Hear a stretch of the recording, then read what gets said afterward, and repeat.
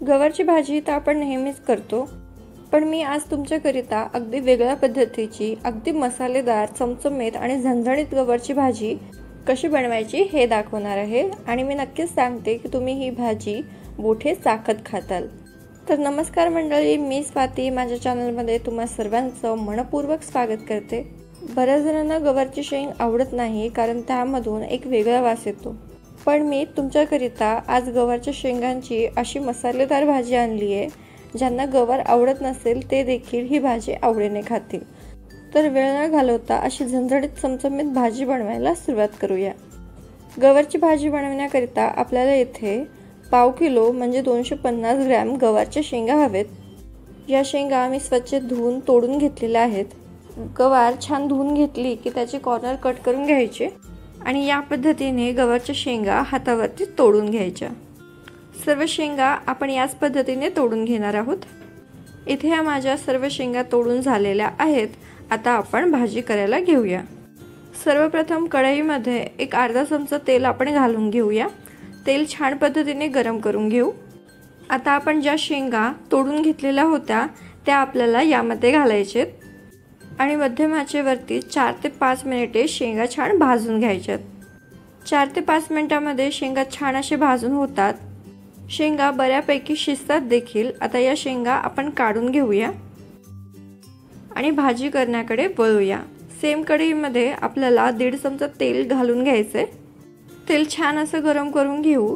तेल छान गरम झालं की यामध्ये एक अर्धा चमचा मोहरी, अर्धा चमचा जिरे छान असे फुलू द्यायचे। मग यामध्ये एक मोठ्या आकाराचा कांदा अगदी बारीक चिरून मग घालायचा। सोबतच यामध्ये 7 ते 8 कढीपत्त्याची पानं आणि 2 हिरव्या मिरच्या देखील मी घातलेल्या आहेत। सर्व साहित्य मध्यम आचेवर छानपैकी परतवून घेऊ। कांदा हलकासा परतला की यामध्ये एक पाव चमचा आलं आणि लसणाची पेस्ट घालायची आणि ही देखील छान अशी परतवून घ्यायची। आता या भाजीमध्ये आपण काही सुके मसाले घालू। सुके मसाल्यामध्ये 1 चमचाभर लाल मिरची, पाव चमचा हळद, 1 चमचाभर मीठ, 1 चमचाभर काश्मीरी लाल मिरची पावडर, बारीक चिरलेली कोथिंबीर घालायची आणि छान असं परतवून घ्यायचं। मसाले हलकेसे परतले गेले की यामध्ये टोमॅटोची प्युरी घालणार आहोत। 2 मध्यम आकाराचे टोमॅटो मी मिक्सरला छान पद्धतीने बारीक करून मग घातलेले आहेत। आता या सर्व मसाल्यांना तेल सुटेपर्यंत आपल्याला मध्यम आचेवरती सर्व मसाले छान असे भाजून घ्यायचे आहेत। एक 7 ते 8 मिनिटांमध्ये मसाले छान भाजून होतात। मसाल्यांना तेल देखील सुटायला सुरुवात होते। आता आपण फ्राय केलेल्या शेंगा यामध्ये घालूया आणि शेंगा देखील मसाल्यामध्ये व्यवस्थित परतवून घेऊ। झाकण ठेवून 2 ते 3 मिनिटे शेंगा आपण मसाल्यामध्ये व्यवस्थित अशा झाकून परतवून घेऊया।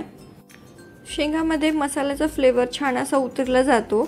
आता या स्टेजवरती आपण यामध्ये घालणार आहोत पाणी। 2 वाटी पाणी मी यामध्ये घालणार आहे।